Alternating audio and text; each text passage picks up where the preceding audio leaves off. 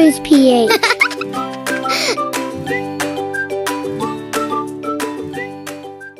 Si David at si Goliath. Mula sa Biblia, 1 Samuel verse 17, muling isinalaysay ni Boots S.A. Pastor at inilimbag ng Lampara Books Publishing House.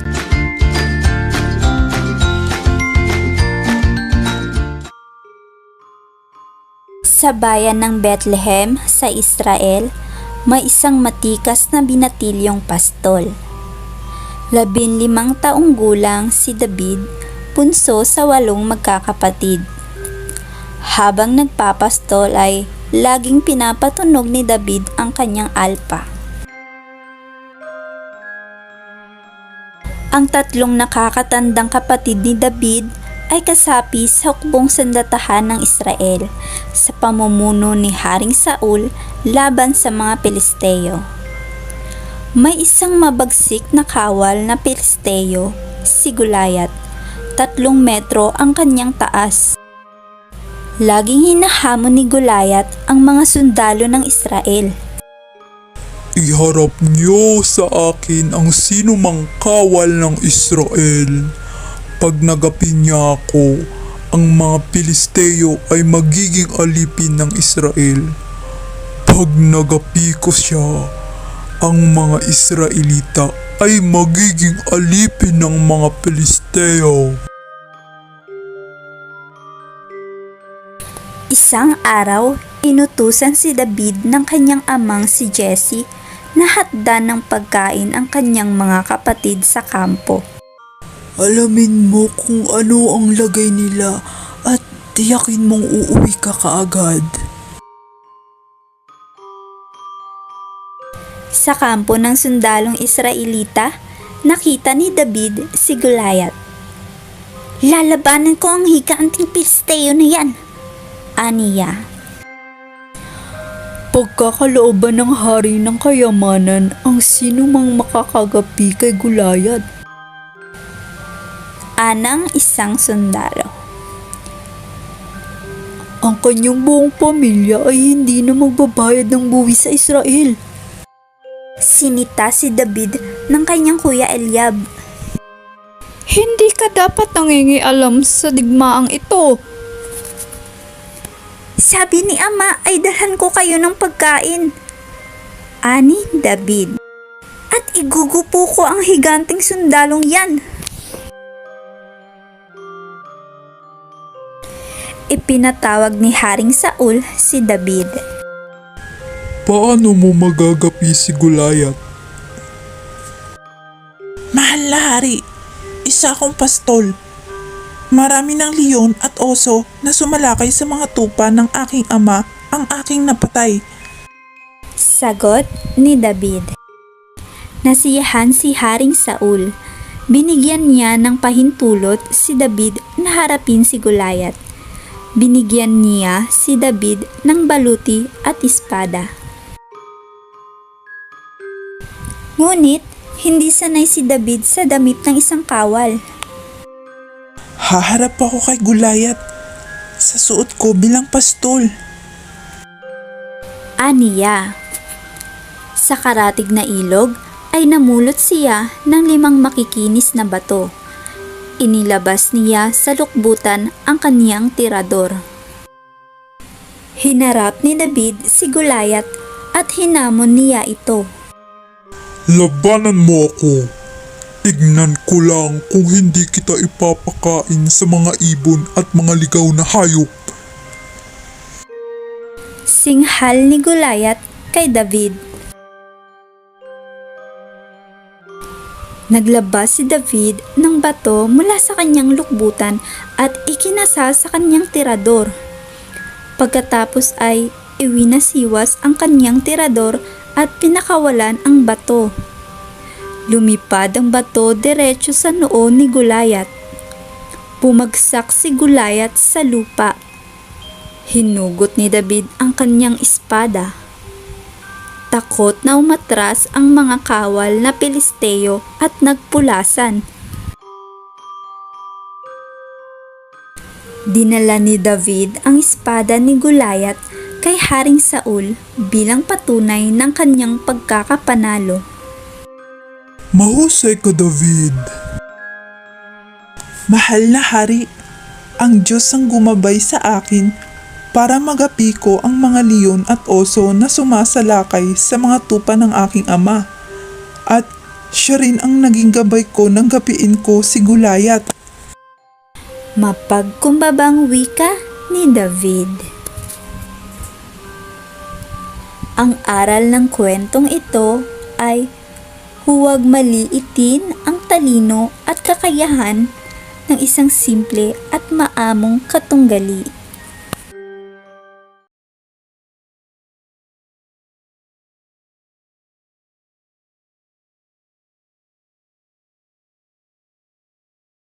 The Good Samaritan. Ang Samaritanong may mabuting kalooban. Mula sa Biblia, Luke 10, verse 30 to 37. Isang Ginoo ang naglalakbay papunta sa lungsod ng Jericho. Galing siya ng lungsod ng Jerusalem. Palubog na ang araw nang bigla ay tinambangan siya ng isang pangkat ng mga magnanakaw. Walang nagawa ang Ginoo kundi ibigay ang lahat ng mga ari-ariang dala niya. Ngunit hindi pa nakontento ang mga magnanakaw. Kinuha ng mga ito pati ang kaniyang suot na damit. Pagkatapos ay walang awang binugbog siya. Iniwan ng mga magnanakaw ang Ginoo na halos agaw buhay sa tabi ng daan. Maya-maya, isang pari ang dumaan. Nang makita nito ang nakahandusay na Ginoo ay umiwas ito. Sa kabilang ibayo ito dumaan. Hindi nagtagal, isang Levite ang bumungad sa daan. Gaya ng pari, nang makita nito ang walang malay na Ginoo ay umiwas din ito at sa kabilang ibayo ito dumaan. Kumakalat na ang dilim ng isang Samaritano ang dumating. Nabagbag agad ang kaniyang kalooban nang makita niya ang walang malay na Ginoo na nakahandusay sa tabi ng daan.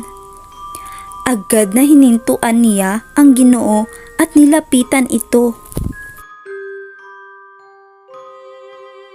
Inilabas ng Samaritano ang kaniyang dalang alak at langis ng oliba. Hinugasan niya ng alak ang mga sugat ng Ginoo. Nilanggas niya ang mga sugat ng langis ng oliba.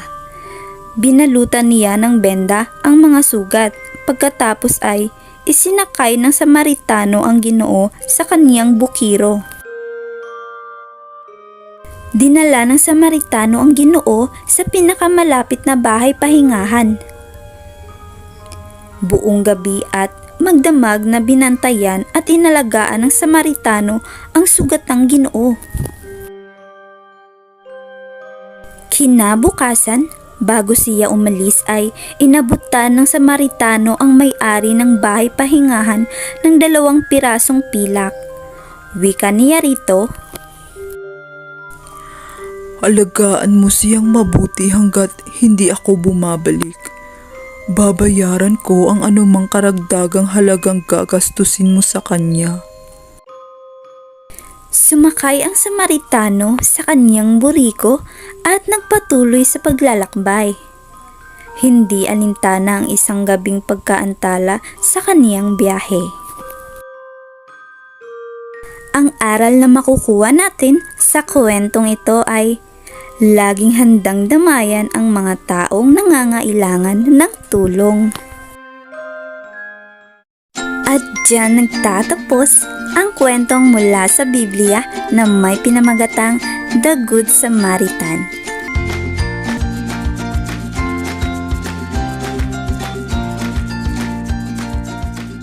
The Prodigal Son. Ang bulagsak na anak. Mula sa parabola ni Jesus sa Biblia, Luke 15 15 verse 11 to 32. May isang mayamang Ginoo na nagmamay-ari ng malalawak na lupain at maraming utusan. Mayroon siyang 2 anak na lalaki. Isang araw, kinausap ng bunsong anak ang kaniyang ama. Ama, gusto kong ibigay mo na sa akin ang bahagi ng ari-arian ng pamilya na nakalaan sa akin. Hinati ng ama ang mga ari-arian sa 2 magkasing halagang bahagi. Ipinagkaloob niya ang isang bahagi sa bunsong anak. Ipinagbili agad ng bunsong anak ang mga ari-ariang ibinigay sa kaniya. Pagkatapos ay nilisan niya ang bahay ng kaniyang ama. Sa isang malayong bayan na malagi ang bunsong anak, doon ay inubos niya ang perang pinagbilhan ng kanyang mga ari-arian. Sa maikling panahon ay naubos ang pera at siya ay nagutom. Napilitan ng bunsong anak na mamasukan sa babuyan ng isang mayamang negosyante. Halos makisalo na siya sa mga baboy, magkaroon lamang ng laman ang kaniyang tiyan. Isang araw, naisip niyang sa tahanan ng kanyang ama ang mga utusan ay hindi nagutom kahit kailan. Nagpasya ang bunsong anak na bumalik sa kanyang ama. Ama, nagkasala ako, hindi lamang sa Diyos, kundi pati sa inyo. Dahil sa aking nagawa, handa akong manilbihan sa inyo bilang utusan kung tatanggapin niyo uli ako sa inyong tahanan. Sa halip na magalit ay buong higpit na niyakap ng ama ang bunsong anak. Nagpahanda agad siya ng malaking salo-salo upang ipagdiwang ang pagbabalik ng anak. Binihisan ng mamahaling roba at sandalyas ang bunsong anak. Ang singsing na tanda ng katayuan nito sa buhay ay sinuot din sa daliri nito. Nainggit ang panganay na anak sa malugod na pagtanggap ng ama sa bunsong kapatid. Aniya sa kaniyang ama, Buong buhay ko'y nanilbihan ako sa inyo, na tulad ng isang utusan. Pero ni isang kambing ay hindi ninyo ako binigyan para sa kasiyahan namin ng aking mga kaibigan. Ngunit para sa inyong anak na bulagsak ay kinatay ninyo ang pinakamatabang bakang pag-aari ninyo. ngunit sinabi ng ama sa panganay na anak, Buong buhay mo ako ay nasa piling mo, kinalinga at pinakain. Ang iyong kapatid ay matagal na nawala at ngayon narito na uli siya. Dapat lamang na ipagdiwang ang kanyang pagbabalik. ang aral na makukuha natin sa kwentong ito ay patawarin at tanggapin uli ang mga nawala sa tamang landas upang sila ay makapagsimulang uli ng panibagong buhay.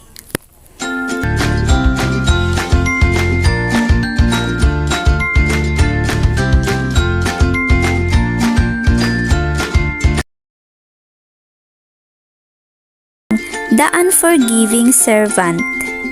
Ang tagapagsilbing hindi marunong magpatawad. Mula sa parabola ni Jesus sa Biblia, Matthew 18 verse 23 to 24. May isang hari na nagmagandang loob na pautangin ang kanyang mga tagasilbi na mahigpit na nangangailangan ng pera. Ibinigay niya ang eksaktong halaga na kailangan ng bawat isa. Ngunit dumating ang takdang panahon na kailangan ng magbayad ng utang ang bawat tagasilbi. Inutusan ng hari ang kaniyang tagapaglingkod na singilin ang bawat tagasilbing may utang. Ang tagasilbing may pinakamalaking utang ay hindi nakabayad. Ipinatawag ito ng hari. Nag-utos ang hari na ang lahat ng ari-arian nito ay ibenta upang mabayaran ang utang nito. Lumuhod ang tagasilbi sa harap ng hari at nagmakaawa. Mahal na hari, kung maaari ay bigyan ninyo ako ng sapat na panahon upang makabayad. Sabi nito. Naawa ang hari at pinagbigyan ang kahilingan ng tagasilbi. Pinatawad niya ang tagasilbi sa pagkakautang nito. Noon din ay pinuntahan ng tagasilbi ang isang kapwa tagasilbi. Ang kapwa tagasilbi ay mayroong utang na maliit na halaga sa unang tagasilbi. Bayaran mo ang utang mo sa akin, ngayon din. Utos ng tagasilbi sa kapwa tagasilbi. Ngunit walang maibayad ang kapwa tagasilbi. Mahal kong kaibigan, kung maaari ay bigyan mo ako ng sapat na panahon para makabayad. Wika ng kapwa tagasilbi. Lumuhod at nagmakaawa sa unang tagasilbi. Ngunit hindi pumayag ang unang tagasilbi sa pakiusap ng kapwa tagasilbi. Noon din ay ipinakulong nito ang kapwa tagasilbi. Labis na nabagabag ang mga ibang tagasilbi sa ginawa ng unang tagasilbi sa kanilang kapwa tagasilbi. Sinabi ng mga ito sa hari ang nangyari. Nagalit ang hari. Ipinatawag niya ang unang tagasilbi. Walang pusong utusan. Pinatawad ko ang pagkakautang mo sa akin dahil nakiusap ka. Dapat ay pinatawad mo rin ang may pagkakautang sa iyo. Noon din ay ipinatawag ng hari ang mga bantay bilangguan. Ikulong niyo siya hanggat hindi niya nababayaran ang kanyang utang sa akin. Utos ng hari. Dinala na ng mga bantay ang tagasilbing hindi marunong magpatawad sa piitan upang ikulong. Ang aral na makukuha natin sa kwentong ito ay ibigay sa kapwa ang kapatawarang gaya ng ipinagkaloob sa iyo.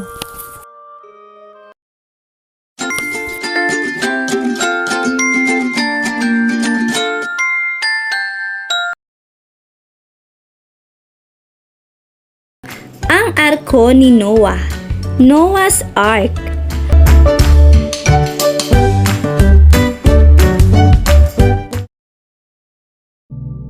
Noong unang panahon, ang lahat ng tao ay naging masama.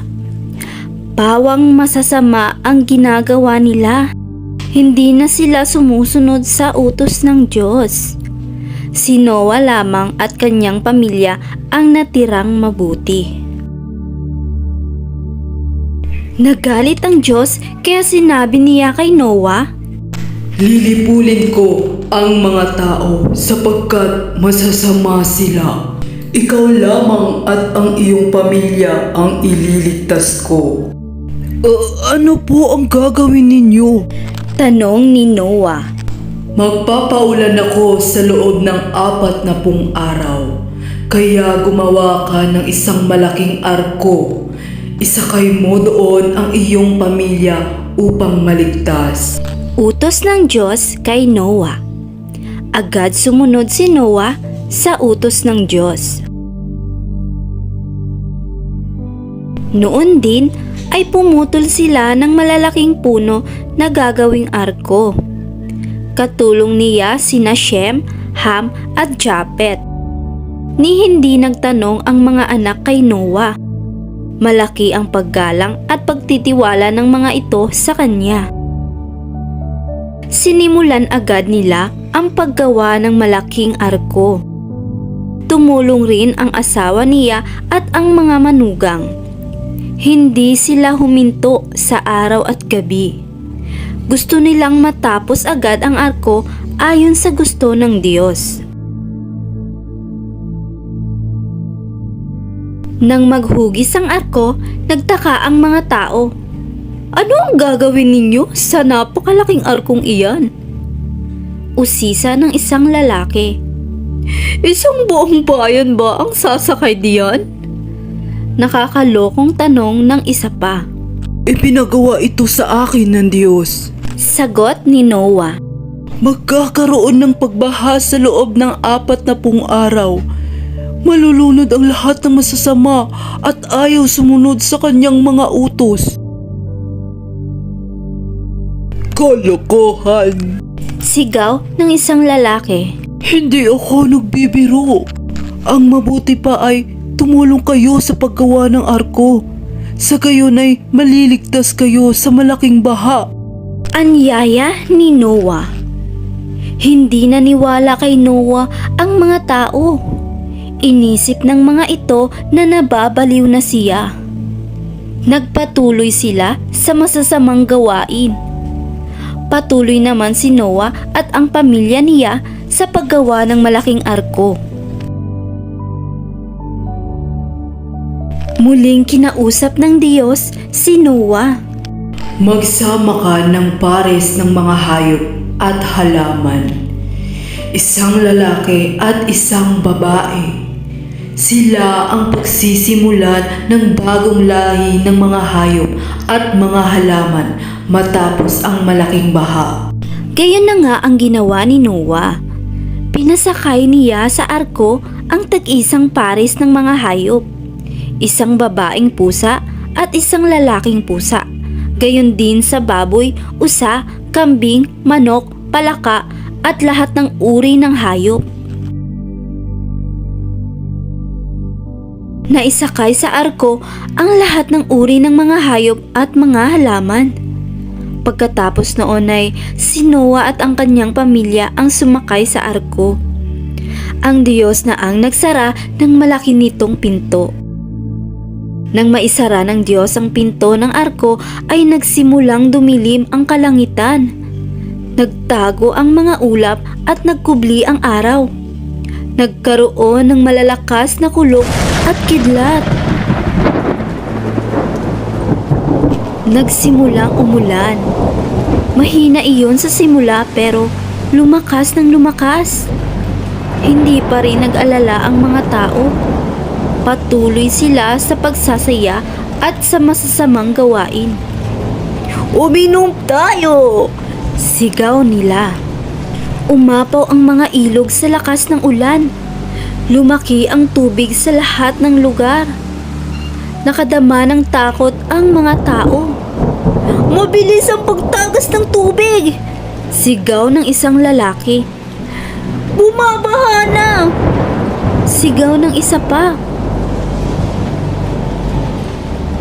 Habang nagkakagulo ang mga tao, sina Noah ay payapang kumakain. Hindi sila magugutom kahit tumagal ang baha. Sapat ang mga pagkaing inimbak sa arko para sa kanila at para sa mga hayop. Tumaas ng tumaas ang baha. Lumubog na ang mga bahay sa walang tigil na ulan. Tanaw ng mga tao ang malaking arko ni Noah. Noah, tulungan mo kami! Sigaw ng mga taong nakatingin sa arko. Palibhasa'y mabait, habag na habag si Noah sa mga tao. Dinig nila ang mga sigaw na humihingi ng tulong. Mamamatay sila, anang asawa niya. Wala na tayong magagawa. Malungkot si Noah. Kawawa naman sila, sabi ng asawa ni Noah. Hindi ako nagkulang. Sinabihan ko sila pero hindi sila naniwala. nagpatuloy sila sa masasamang gawain kaya naggalit ang Diyos. Paliwanag ni Noah. Umula ng 40 araw at gabi. Wala iyong tigil. Pati ang pinakamataas na bundok sa daigdig ay lumubog sa malaking baha. Walang natirang buhay sa lupa, maging tao o hayop man. Ang tanging nakaligtas sa malaking baha ay ang mga pares-pares ng hayop at halaman. Si Noah, ang kanyang asawa, mga anak at mga manugang ay iniligtas din ng Diyos sa malaking baha. Sa simula pa lang kasi ay mabubuti na ang pamilya ni Noah. Lagi silang sumusunod sa nais ng Diyos. Pagkatapos ng malaking baha, sa pamilya ni Noah nagsimula ang bagong lahi ng sangkatauhan. At diyan nagtatapos ang kwentong halaw sa Biblia na may pinamagatang Ang Arko ni Noah. Noah's Ark. Ang aral na makukuha natin sa kwentong ito ay matuto tayong magsisi sa ating mga kasalanan at humingi tayo ng kapatawaran sa Diyos sapagkat ang sino mang gumagawa ng masama ay siyang mapapahamak at paparusahan ng Diyos. Ngunit ang gumagawa ng mabuti ay gagantimpalaan at ililigtas ng Diyos sa kapahamakan. Katulad ng kwento ni Noah, iniligtas siya at ang kanyang buong pamilya mula sa malaking baha sapagkat sumusunod sila sa kalooban ng Diyos. Kaya kayo mga bata, matuto tayong gumawa ng mabuti upang tayo ay laging gabayan at pagpalain ng ating Diyos na may lalang. Maraming salamat sa pakikinig mga bata. Hanggang sa muli!